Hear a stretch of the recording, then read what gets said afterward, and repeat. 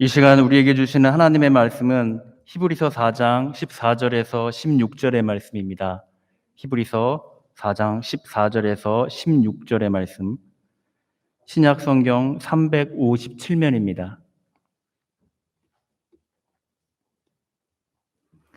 제가 봉독하겠습니다. 그러므로 우리에게 큰 대제사장이 계시니 승천하시니 곧 하나님의 아들 예수시라. 우리가 믿는 도리를 굳게 잡을지어다. 우리에게 있는 대제사장은 우리의 연약함을 동정하지 못하실 리가 아니요 모든 일에 우리와 똑같이 시험을 받으시니로되 죄는 없으시니라. 그러므로 우리는 긍휼하심을 받고 때를 따라 돕는 은혜를 얻기 위하여 은혜의 보좌 앞에 담대히 나아갈 것이니라. 아멘. 수술 잘 마치고 돌아왔습니다. 특별히 이 기간 동안 제 생각을 훨씬 뛰어넘는 넘치는 사랑으로 관심을 가져주시고 함께 긴장해 주시고 애태우셨던, 그리고 펑펑 울어주셨던 우리 교회 여러분들께 진심으로 감사를 드립니다. 특별히 이 교회 어른들이 아주 많은 관심을 기울여 주시는 것에 제가 굉장히 많이 놀랐습니다. 물론 이 과정 배후에는 하나님의 연단하심과 인도하심이 있다는 것 제가 굳게 믿고 있습니다. 오늘은 제 이런 병약함과 관련한 제 나름의 신앙 고백을 편하게 하려고 합니다. 본문을 무시하지는 않겠지만서도 제 이야기가 주로 나누어질 것인데 여러분들 양해해 주시기 바랍니다. 제가 1월 달에 프로스카라는 약을 처방받기 위해서 제가 개인적으로 알고 있던 부천의 한 피부과 병원을 찾았습니다. 제 아내가 이전에 목회하던 사역하던 교회 장로님의 아들이 운영하는 그런 병원이었습니다. 그러니까 그 의사 선생님 말, 이제는 프로스카라는 약은 남성분들은 대부분 좀 알 거예요. 프로스카는 그 전립선 치료약 중에 하나이면서 동시에 탈모 방지약으로 사용됩니다. 성분이 똑같습니다. 근데 이제 전립선 약으로 우리가 사면은 보험이 되고 탈모 방지약으로 사면은 그러니까 보험이 안 되니까 비싸거든요. 그러니까 보통 그렇게 이제 처방을 받거든요. 근데 의사 선생님이 이제는 프로스카를 임의로 처방할 수가 없으니 오신 김에 PSA 수치, 전립선 피 검사를 한번 해보시는 게 좋겠습니다. 그래서 그러면 약도 처방받을 수 있고 그 전립선 건강도 알 수가 있으니까 그렇게 하면 좋겠습니다. 그래서 피 검사를 받고 약 처방 받고 그 결과 기다리고 있었습니다. 그러면서 2월 중순께부터 전화 신방이 시작이 되었습니다. 전화 신방 시작된 지 한 일주일인가 있다가 한 성도분께서 저를 찾아오셔가지고 일부 예배 전에 목사님이 기도해 주셔서 제가 건강해졌는데 제 아들이 지금 많이 아픕니다. 목사님이 기도해 주시면은 제 아들이 나을 것 같습니다. 기도해 주십시오. 이렇게 기도 요청을 하는 거예요. 밑으로 다 마비가 됐다는 것입니다. 그래서 같이 기도했죠. 기도하면서 제가 영적으로 그때 굉장히 많이 침체되어 있는 상태인데 제가 그런 생각을 했습니다. 아니, 내가 말기암 환자를 위해서 정말 많이 기도해 봤고 이전 교회에서는 말기암 환자를 제가 굉장히 많이 접했습니다. 그래도 한 사람 나은 사람이 없고 마비된 사람을 위해서 내가 기도했는데 일어선 사람을 본 적이 없는데 어차피 의학적으로 판명된 대로 갈 것이 아닌가. 나을 사람은 낫고 그렇지 않은 사람은 그렇지 않을 것인데 이 기도가 무슨 의미가 있는가. 라는 부정적인 생각을 하면서 그러나 그분과 정성껏 나름대로 기도했습니다. 그분을 보내고 나서 곧바로 어떤 자책감이 밀려오느냐 하면은 아니 지금 내가 무슨 짓을 지금 하고 있는 것인가. 내가 기도하는 대로 내가 바라는 대로 이루어진다는 그 욕심은 하나님하고는 전혀 관계없이 그냥 내가 내 자신을 드러내고 싶은 그런 욕구가 아닌가. 이게 아니다. 내가 할 수 있는 것은 교인들이 어떤 기도를 가지고 오든 그 기도를 가지고 같이 열심히 기도하는 것이고 응답의 몫은 하나님의 것인데 내가 지금 이렇게 도대체 무슨 생각을 하고 있느냐. 그때부터 제가 6개월간의 침체에서부터 제가 벗어났습니다. 기도하는 태도가 완전히 바뀌게 되었습니다. 그걸 전화 신방하시면서 제가 어떤 그때의 경험을 살짝 이야기하면서 어떤 기도라도 좋습니다. 어떤 기도도 좋으니까 기도 제목 내놓으시면은 제가 열심히 기도하겠습니다. 전화 신방 받으신 분들 대부분 저한테 그런 소리 들으셨을 겁니다. 정말 그렇게 열심히 기도했습니다. 그러다가 이 병원에서 연락이 왔습니다. PSA 수치가 높으니까 세 가지 중에 하나입니다. 이 수치가 높은 것은 전립선에 염증이 있든지 전립선 비대증이든지 암이든지 세 가지 중에 하나입니다. 그러니까 항염제를 좀 복용하시다가 다시 피검사를 했으면 좋겠습니다. 그래서 항염제를 먹고 또 피검사를 하고 그 결과를 기다리던 중에 제가 3월 1일 날 우리 최인수 집사님 장례식 있는 날입니다. 그때 같이 몇 명의 권사님들이 제가 그 문자를 받고 고민하는 것을 제가 표현은 안 했지만서도 제 아내를 통해서 들었을 겁니다. PS 수치가 더 높아졌으니까 큰 병원에 가서 조직검사를 받는 게 좋겠습니다 라는 의사 소견서가 문자로 저에게 전달이 되었어요. 병원에 물색하던 중 서울대병원과 연결이 되어서 어떤 사람들은 서울대병원하고 뭐 특별히 아는 게 있어서 그렇다 이렇게 생각을 하시는 분들이 많은 것 같은데 전혀 그렇지 않습니다. 아는 사람 없습니다. 최성호 목사님이 그쪽 출신 의사지만서도 그런 부탁 절대로 안 하는 사람이고 하지도 않습니다. 전화를 놔두고 제 아내가 아산병원, 삼성병원, 서울대병원 세 개를 놔두고 계속해서 돌아가면서 전화를 했는데 잠시만 기다려 주십시오 하더라도 전화를 잠시만 기다려 주는 게 아니라 한참 기다려도 답이 없어요. 그러다가 30분 만에 서울대병원이 걸려들었습니다. 그래서 마침 예약자 한 사람 빠진 사람이 있는데 이쪽에 와서 접수를 하시면 되겠습니다 해서 3월 초부터 서울대병원에 출입을 하게 되었습니다. 체열은 기본이고 초음파, MRI부터 시작해서 이 검사가 시작되었습니다. 검사실에 들어가면서 들었던 생각은 우리 교회 교인들이 이 병원에 다니면서 검사할 때 이런 긴장감을 가졌겠구나 라는 생각이 들었습니다. 일주일 후에 그 검사 결과를 또 듣기 위해서 주치의를 만나는데 주치의 하는 말이 혹이 2개나 있네요. 수치는 PSA 수치는 14가 나왔어요. 조직검사 해봐야 되겠네요. 밖에 나가 계시면은 가급적 빨리 날짜를 잡도록 그렇게 조치하겠습니다. 1시간 기다려서 1분 이야기 듣고 밖에 나오는 게 보통 그런 병원에 가면은 거치는 절차입니다. 그때도 든 생각이 우리 교인들이 병원에 갈 때 이 검사 결과 듣기 위해서 의사를 기다리는 그 시간, 그 의사 입에서 나오는 말들, 그 초조함을 내가 몰랐구나 라는 생각이 들었습니다. 그래서 그런 기도가 절로 나왔습니다. 하나님, 제가 이 교우들의 긴장감을 제대로 알지 못했습니다.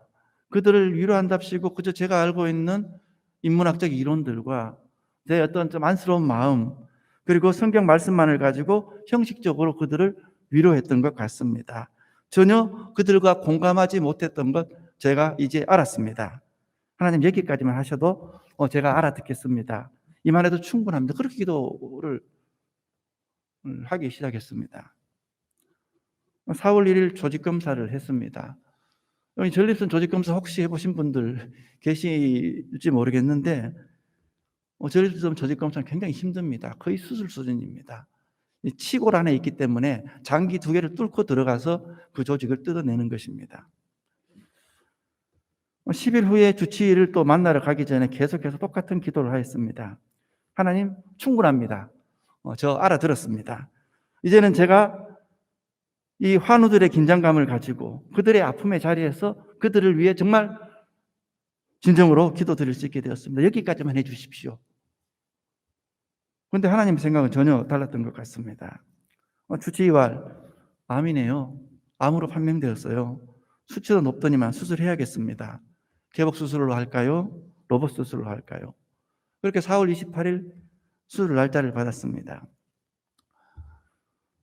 제 아내가 기도하기를 하나님, 저희 남편이 전립선 암 수술을 받게 되었습니다. 우리가 예수님은 아니지만 제 남편의 고통을 통해서 우리 교회 안에 전립선으로 고생하는 사람들도 이 기회에 다 치유받게 해주십시오. 그렇게 기도를 하는 거예요. 제 마음속으로 가슴이 덜컹 내려앉았습니다. 아니, 나도 죽겠는데 무슨 교인들 아픔까지 내가 가지고 와서 죄송합니다. 제가 그런 생각을 하였습니다. 수술날 아침 이동식 베드를 타고 8층에서 지하 수술실로 들어가는데 긴장이 많이 되더라고요. 바로 수술로 들어가는 것도 아니고 7시 20분에 정확하게 수술실 베드가 와서 제가 그걸 옮겨 타고 지하의 수술실로 가는데, 이 수술 받으려는 사람이 제 좌측에서부터 차곡차곡 차있어 한 20명이 계속 이렇게 그 방을 채우더라고요.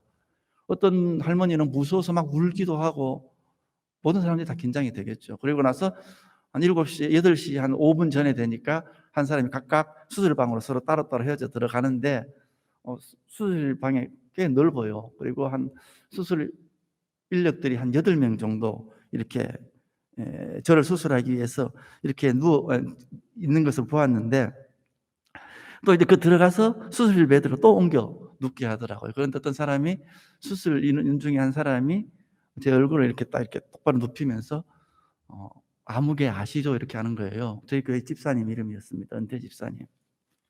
제가 깜짝 놀랐죠. 그래서 네, 알고 있습니다. 그러니까 들어오신다는 말씀 들었습니다.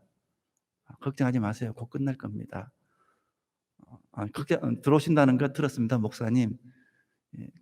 긴장하지 마세요. 곧 끝날 겁니다. 이제 마취약 투약합니다. 이러는 거예요. 누군가 또 나를 그렇게 아는 척 한다는 게 전혀 뜻밖이고 기분이 좋더라고요. 포근해지고. 마취약이 투약된다 해서 제가 그때를 위해서 이사야 43장 1절에서 7절까지 날마다 읽고 외우고 그렇게 했습니다. 그 이사야 43장 1절에서 7절을 왜 했느냐 하면은, 제가 수술받기 얼마 전에 우리 평화 생일이었었는데, 그 4절에 보면 내가 내 눈에 보배롭고 존귀하며 내가 너를 사랑하였은즉, 그 부분이 좋아서 제가 그 부분 생일 파티할 때 그 부분을 가지고 제가 이제 예배를 드리는데, 그게 곧 수술 받는 저에게 대한 말씀이에요. 그래서 그때부터 그 말씀을 내가 수술실에 들어갈 때, 내가 의식이 없어질 때 이 성경 말씀을 암송하리라 그렇게 생각을 하고 그 성경 구절을 계속 암송을 했었습니다. 여러분도 다 잘 알고 있는 그런 말씀입니다. 야곱아, 너를 창조하신 여호와께서 지금 말씀하시느니라. 이스라엘아, 너를 지으시니가 말씀하시느니라. 너는 두려워하지 말라. 내가 너를 구속하였고 내가 너를 지명하여 불렀나니 너는 내 것이라.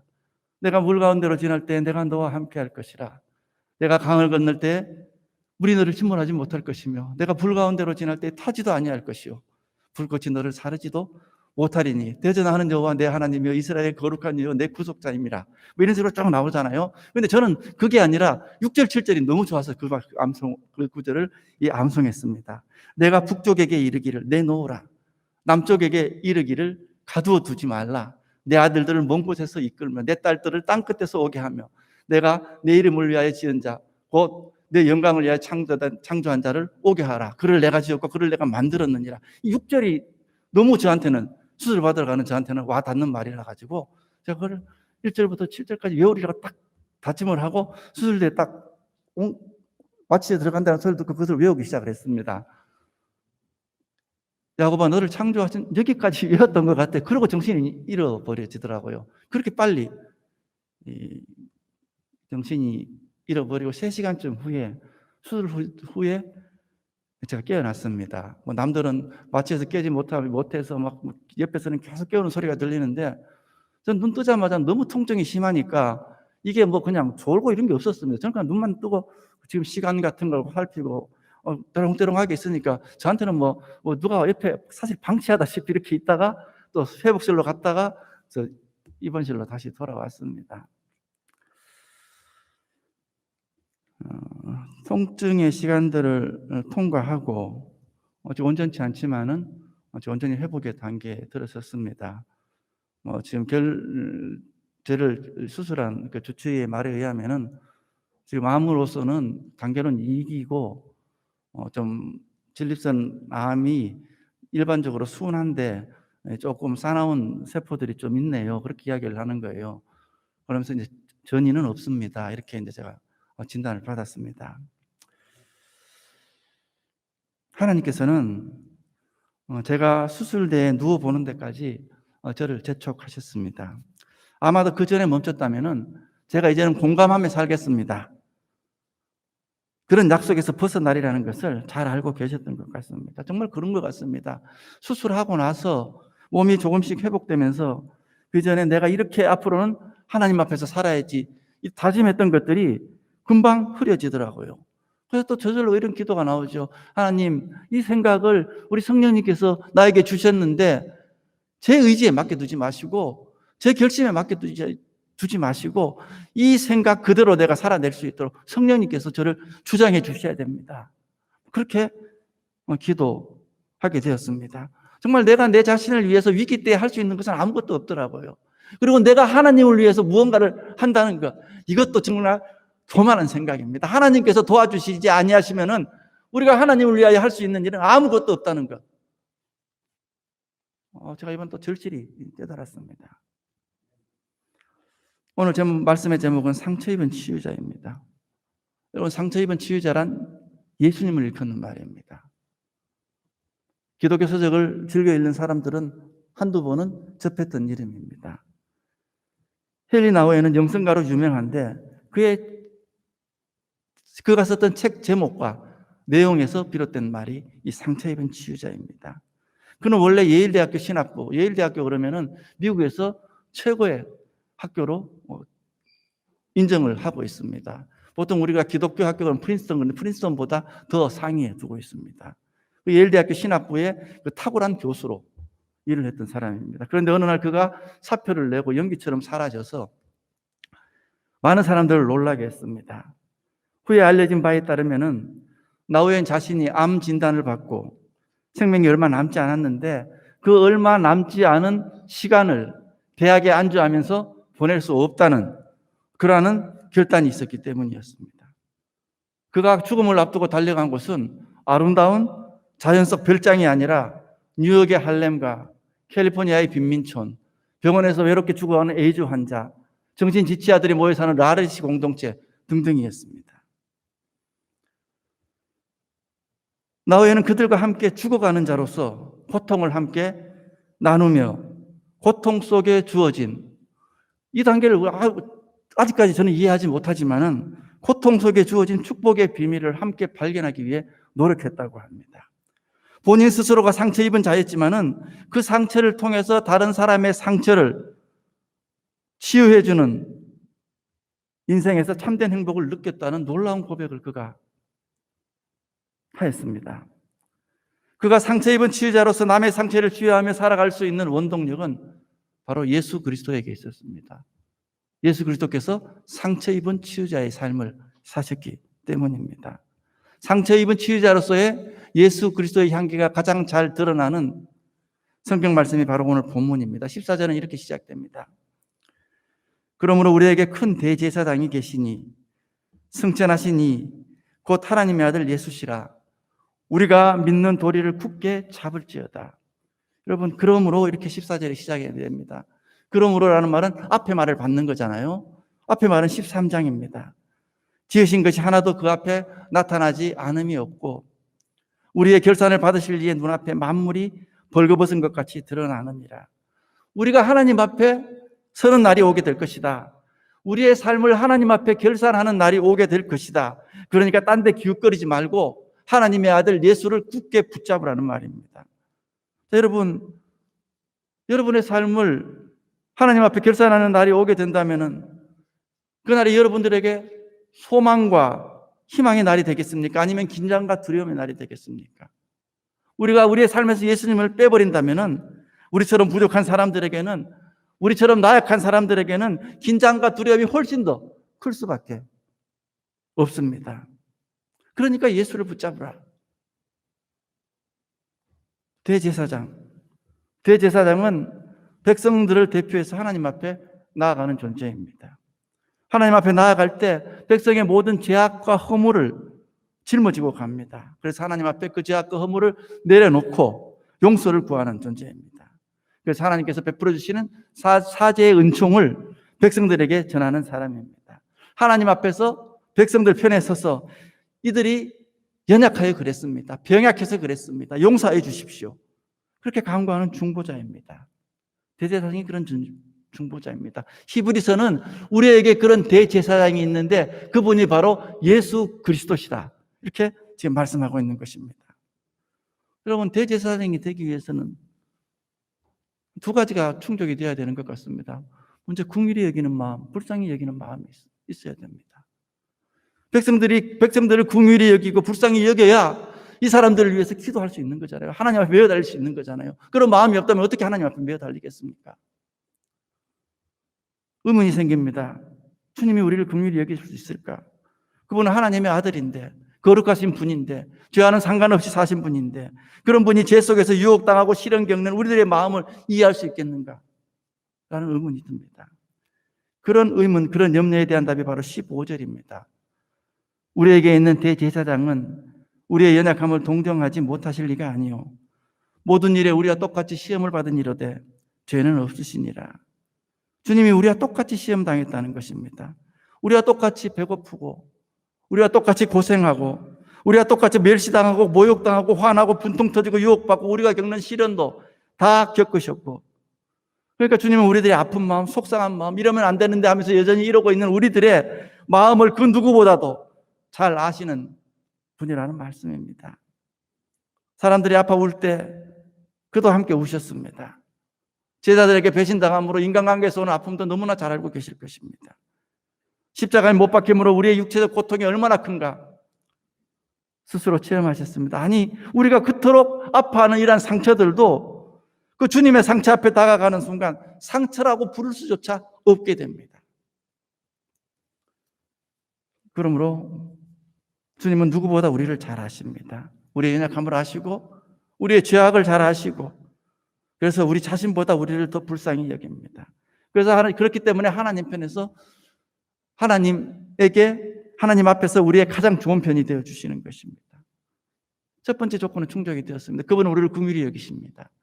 그럼 그를 긍휼히 여기시는데 그런 우리를 그럼 구원할 그런 능력은 있는 것인가? 여러분, 마음과 능력은 별개입니다. 내 아들 나처럼 고생 안 시키고 싶은데 내가 도와줄 능력이 없으면 그것으로 끝이잖아요. 그분이 우리와 똑같이 15절 끝부분에 답이 나옵니다. 우리와 똑같이 시험을 받은 이로되 죄는 없으시니라. 그분이 우리와 똑같이 시험 받았는데 우리와 똑같이 시험에서 넘어진 분이 되어버렸다면 그분이 우리를 돕고 싶은데 마음은 정말 긍휼한 마음을 가지고 있는데 근데 도울 수 있는 능력이 없다면 중보자로서의 역할을 하지 못할 것입니다. 주님은 우리가 똑같이 시험 받았지만은 그 시험에 넘어져서 우리처럼 죄를 짓지 않았습니다. 죄를 이겼다는 것입니다. 죄를 이기는 능력이 그분에게 있다는 것입니다. 그러므로 그 능력으로 우리를 도우실 수가 있습니다. 그분이 판판이 넘어진 분이라면은 그분이 우리를 도우려고 할 때 우리가 무슨 생각을 하겠습니까? 아니, 주님이나 저나 마찬가지 아닙니까? 주님께서 어떻게 저를 도와줄 수 있습니까? 주님도 판판이 넘어지셨으면서 우리가 이렇게 생각할 것입니다.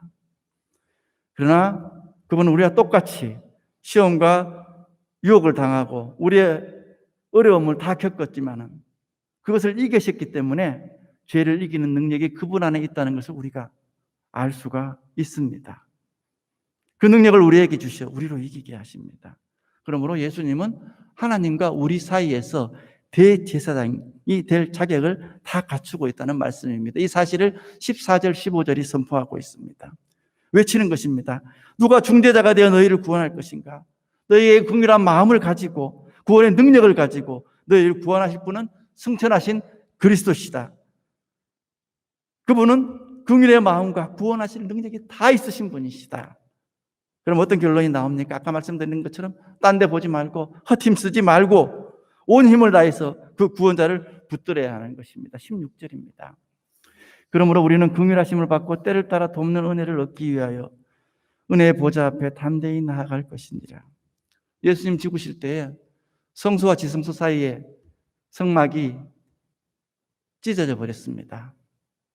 이제는 모든 성도가 두려움 없이 지성소로 나아갈 수 있는 길이 열렸다는 의미입니다. 그러니까 그 앞에 나아가라.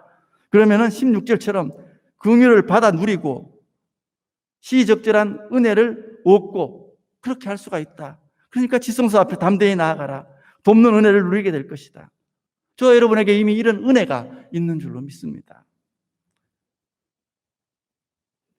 사랑하는 성도 여러분, 인간에게는, 저와 여러분들에게는 타 동물들이 가질 수 없는 특성, 공감의 능력이 있습니다.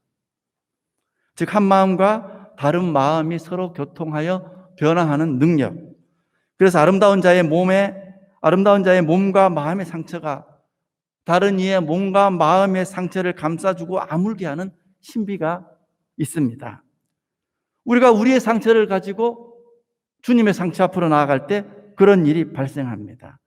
그 주님의 위대한 십자가의 상처, 소외와 수치와 두려움의 상처가 내 상처를 감쌀 때 내 흉한 진물들이 마르고 그 날카로운 통증들이 사라지고 새살이 돋는 것입니다. 그러므로 주님은 우리에게 상처 입은 치유자가 되십니다. 그러니 교회는 뭐가 되어야 되겠습니까? 교회 역시 상처 입은 치유자가 되어야 합니다. 제가 이번에 수술 받으면서 참 여러 가지 생각을 했는데 20년 동안 제가 목회 활동을 해왔더라고요. 그러면서 제가 정이 많다는 소리를 많이 들었는데 그럼에도 불구하고 성도들의 아픔의 자리에 정말 내가 동참했는가 자문해 보면은 그렇지 못했다는 것 하나님이 저에게 이번에 알게 하셨습니다. 이제는 공감하는 자의 컴패션이라고 그러죠. 요즘 신학계의 최고의 주제입니다. 함께 고통받고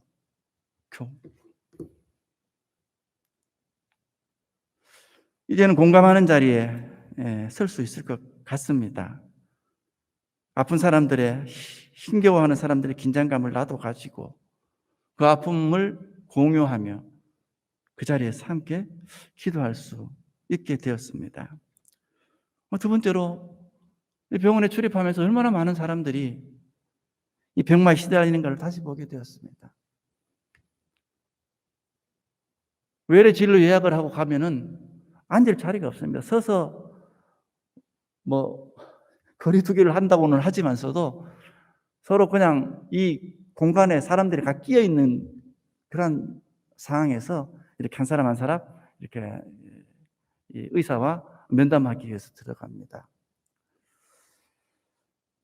그렇게 병마에 시달리고 세파에 찌들리다 위로받기 위해 상한 심령으로 교회를 찾는 사람들이 다수일 것인데 교회에서는 불필요한 소리가 아니라 교회는 그저 위로할 수 있는 교회가 되어야 된다.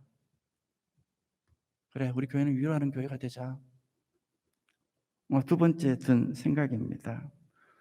두 가지가 더 있는데 제가 약하도록 하겠습니다.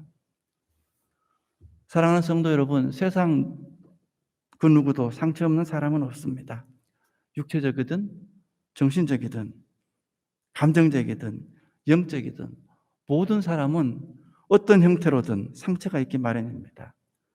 문제는 우리의 상처가 그저 부끄러운 과거나 흉터로만 남지 않고 예수님처럼 치유의 도구로 사용될 수 있다면 우리는 많은 상처 속에서도 오히려 치유자로 설 수 있을 것입니다. 제가 이렇게 이제 진단을 받았다는 소식을 이 최성호 목사가 전화를 해서 제일 먼저 그분이 알게 되었는데 그래서 이제 가장 먼저 한 일은 우리 당대의 영혼 한 8명 됩니다. 카톡방에 이진우 목사가 암 진단을 받게 되었습니다. 받았습니다. 여러분들이 기도가 필요합니다. 이렇게 하는 거예요. 여러분들 의사가 제가 병원 다녀보니까 의사가 믿음의 의사가 되는 거 정말 힘들겠더라고요. 의학적으로 과학적으로 판단 막 1분에 한 사람씩 이렇게 하려고 그러면은 거의 로봇 수준이기 때문에 그게 힘들 것인데 이분은 본인 스스로가 유명한 의사임에도 불구하고 먼저 하나님 앞에 기도하는 것을 가장 먼저 하고 있더라고요. 그래서 제 이야기가 우리 카톡방에 제일 먼저 뜨고 그 다음부터 여러 가지 사건이 생겼습니다. 다 약해서 이 말씀드립니다. 어저께 국민일보 이현우 기자라고 있습니다. 33살 먹은 우리 당대의 영혼 제 친구의 아들입니다. 결혼식 바로 앞두고 무호흡증 수술하기 위해서 병원을 찾았었는데 갑자기 심정지가 와서 의료사고죠. 심정지가 와서 며칠 동안 있다가 뇌사 판정을 받고 목요일 날 장기 적출을 해서 폐는 의정부로 가고 허파는 어디라 진주로 가고 이런 식으로 5군데로 쪼개지더라고요. 하고 어저께 발인 하관을 했습니다. 최성호 목사님이 집례를 하고 저는 몸이 아파서 하관까지만 보고 돌아왔는데 코로나 때문에 결혼식을 연기했다가 이번에 결혼식 앞두고 수술을 하다 의료진의 실수로 기도가 막히는 것을 방치하고 심정지가 와서 그렇게 사랑하는 사람들을 놔두고 떠났습니다. 또 하나, 여러분들 알고 있는 조성훈 목사라고 있습니다. 우리 교회에서 몇 년 있었죠. 그 친구도 수술을 해가 몸이 많이 아픈 것 같아서 어저께 제가 전화를 하니까 자기 장모님이 돌아가셔가지고 옥포에 와 있더는 거예요. 장가 갔습니다. 한 1년 전에. 어떻게 돌아가셨냐 하면은 나흘 전에 그 노인네가 바닷가에서 무슨 캐러 바닷가에 혼자 갔었는데 어떻게 햇빛 때문에 그 자리에서 넘어졌는데 옆에 사람이 없었습니다. 바닷물이 들어와서 시신을 쓸어가서 하루 뒤에 그 시신을 찾아서 장례를 치루었다는 것입니다. 제가 이런 말씀을 드리는 것은 이제는 제가 새롭게 만나야 할 사람들보다는 기존에 알고 있는 사람들과 이별이 더 많을 수 있겠구나 라는 생각을 하였습니다. 물론 이 두 가지 사건 이전부터 수술실에 들어가면서 그런 생각을 했습니다. 그래, 이제는 내가 새로운 사람을 대면하는 것보다는 알고 있는 사람들과의 이별이 훨씬 더 많아지겠구나 그런 생각을 하게 됩니다.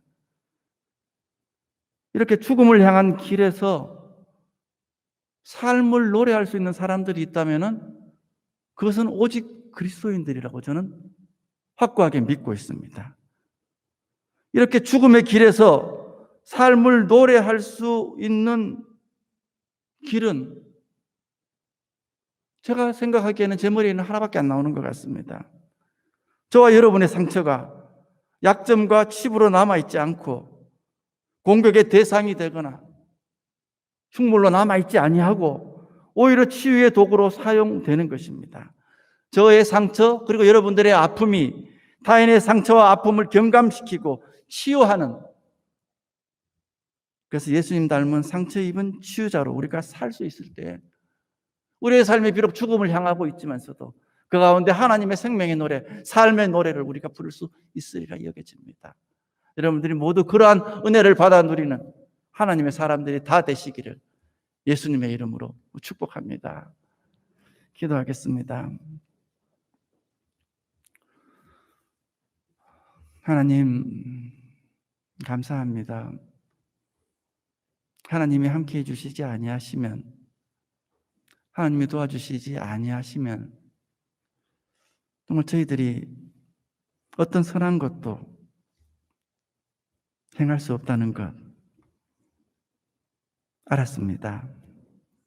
하나님 은혜를 베풀어 주시어서 주님께서 우리에게 그 상처로 우리를 치유해 주셨던 것처럼 우리의 공고함과 아픔과 상처가 놀림이나 혹은 흉한 진물의 자리가 되지 아니하고 오히려 다른 상처들을 싸매는 그런 상처받은 치유자로서의 삶을 살 수 있도록 하나님 우리 한 사람 한 사람을 그렇게 세워주시고 축복하여 주시옵소서. 예수님의 이름으로 기도하옵나이다. 아멘.